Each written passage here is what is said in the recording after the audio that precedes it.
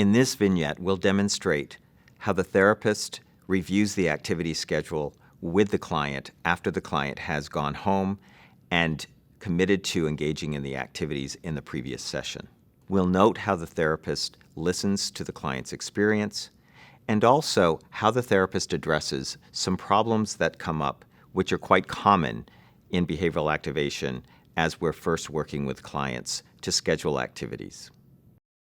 Max, how did it go with the activity scheduling? Did you bring in your sheet for us to look at?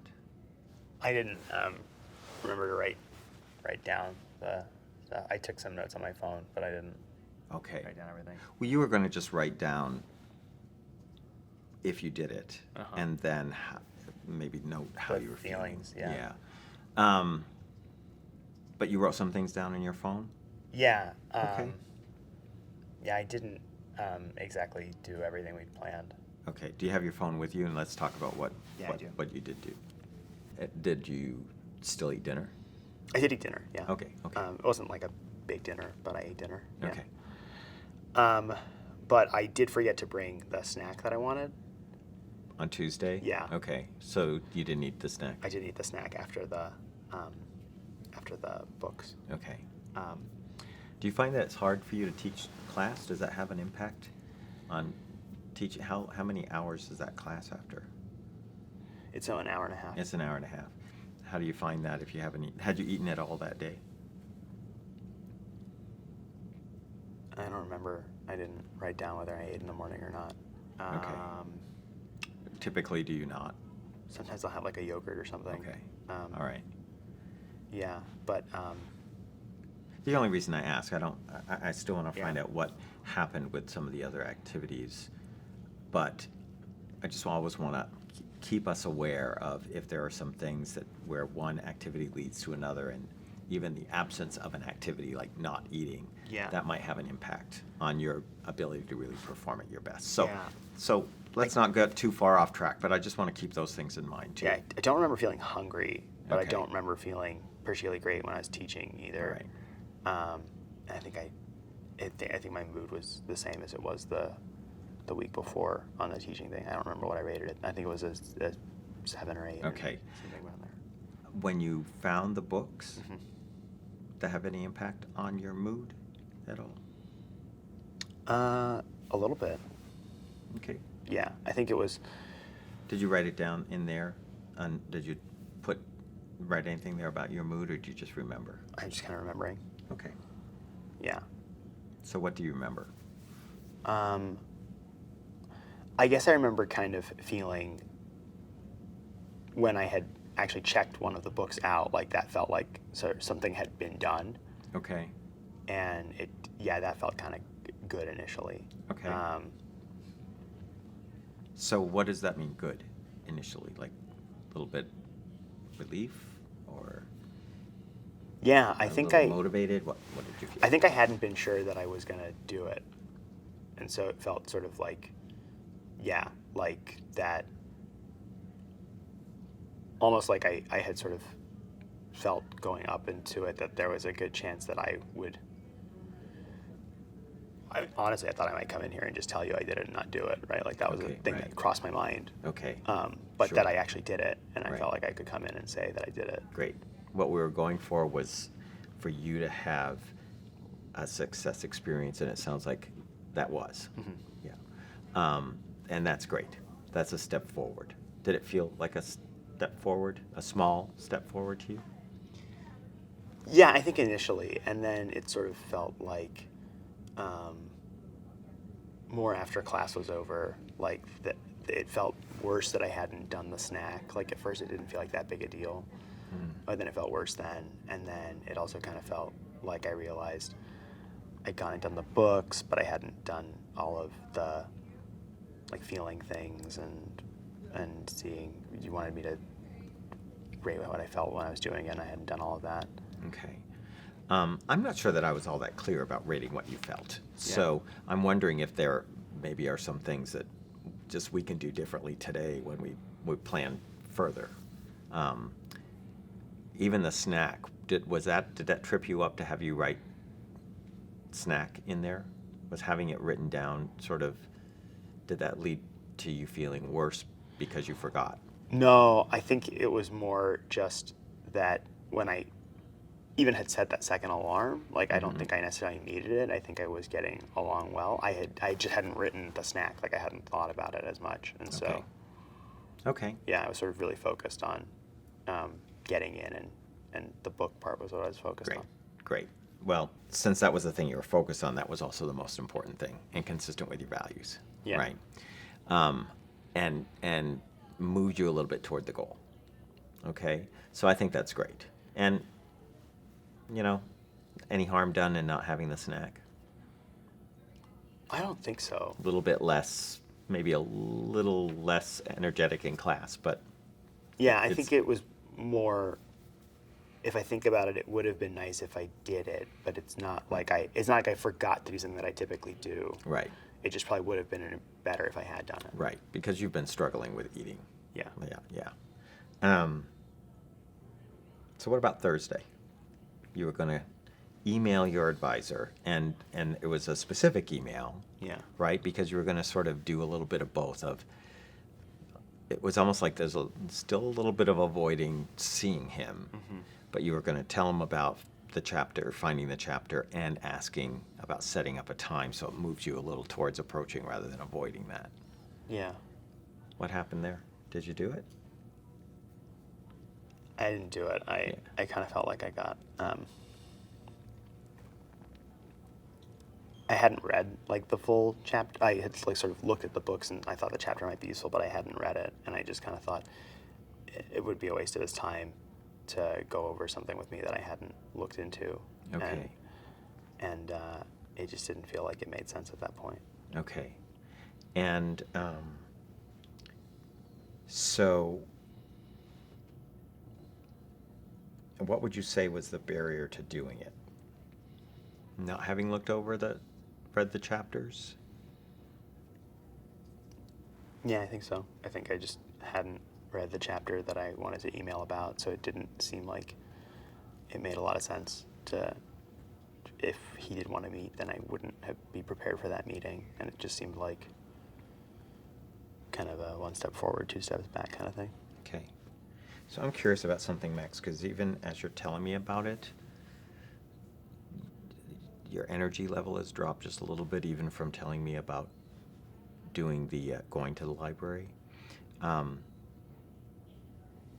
Are you feeling a little awkward or down, even telling me? Like, has some of that shame and guilt shown its head right now, even? Yeah. Yeah. So those feelings, were they kind of there stopping you from, like, was that the mood that was driving the behavior of actually not emailing your advisor? Yeah, I felt pretty. I felt guilty that I hadn't read. I know we hadn't planned on me necessarily reading the chapter. It was just to find the book, right? But I felt guilty that I hadn't done it.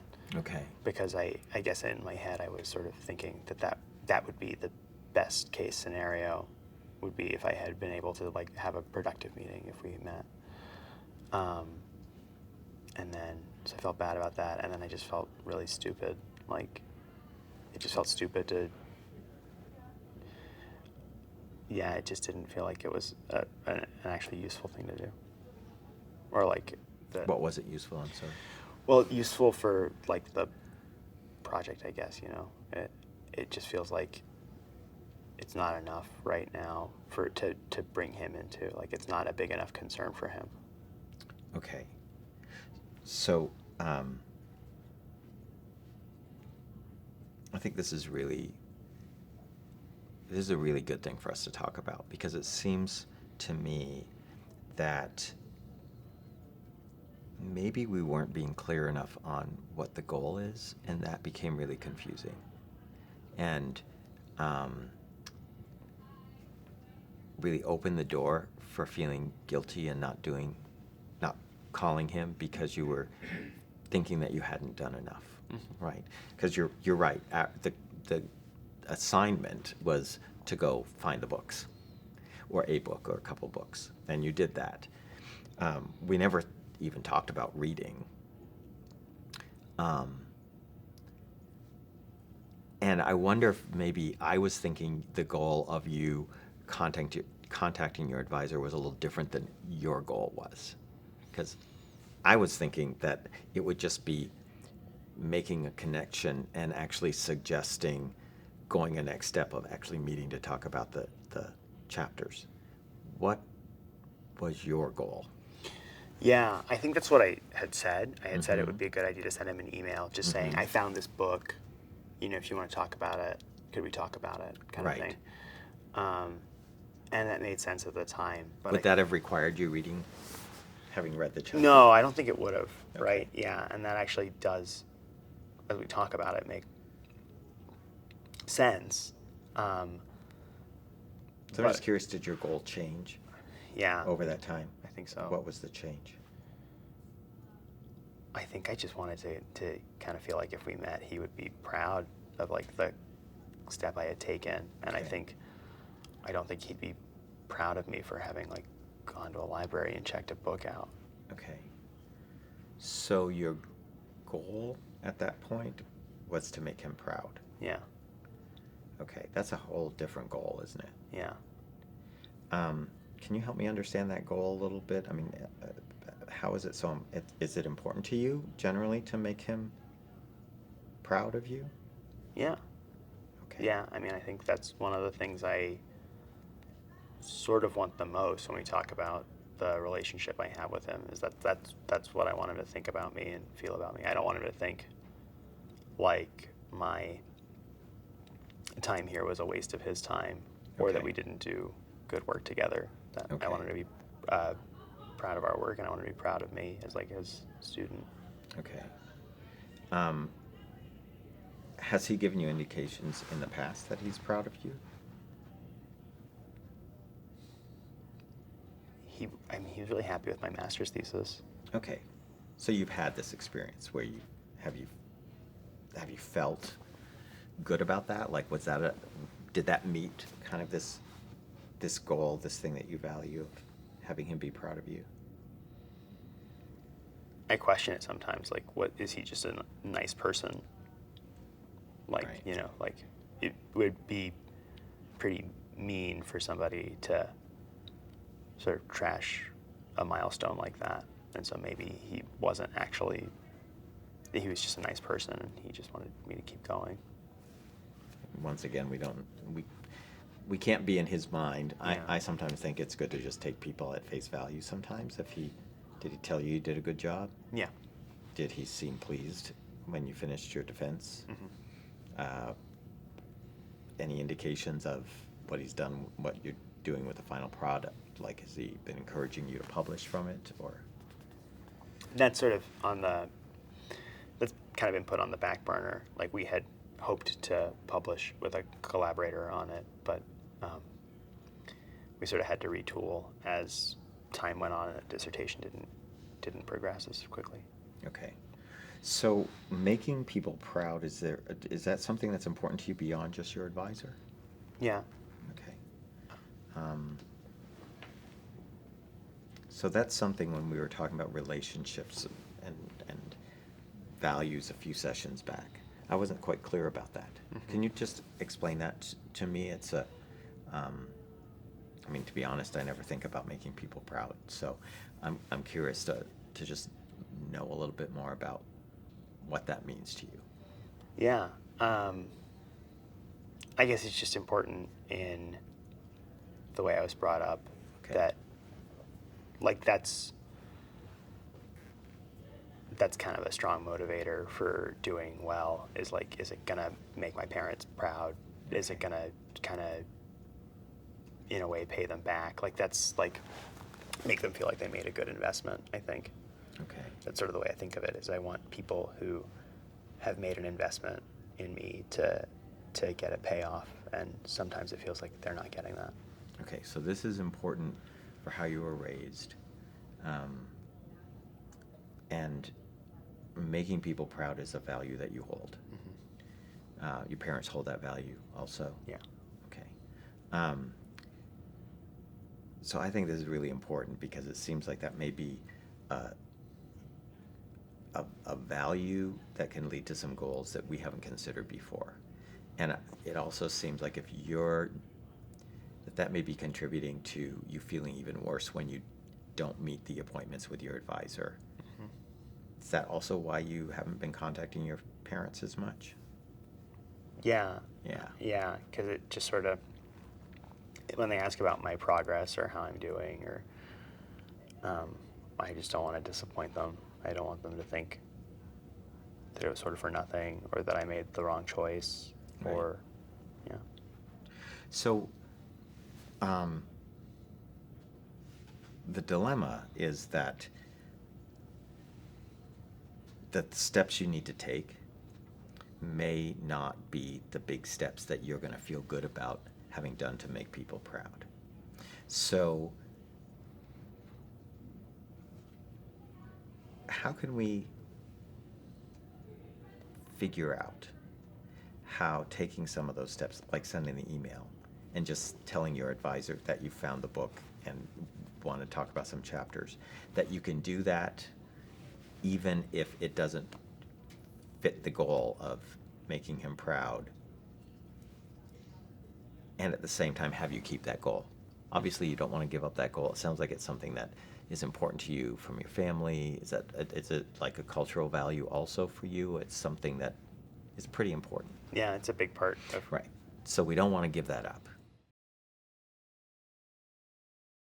What did you notice about how the therapist responded to Max's partially completed log?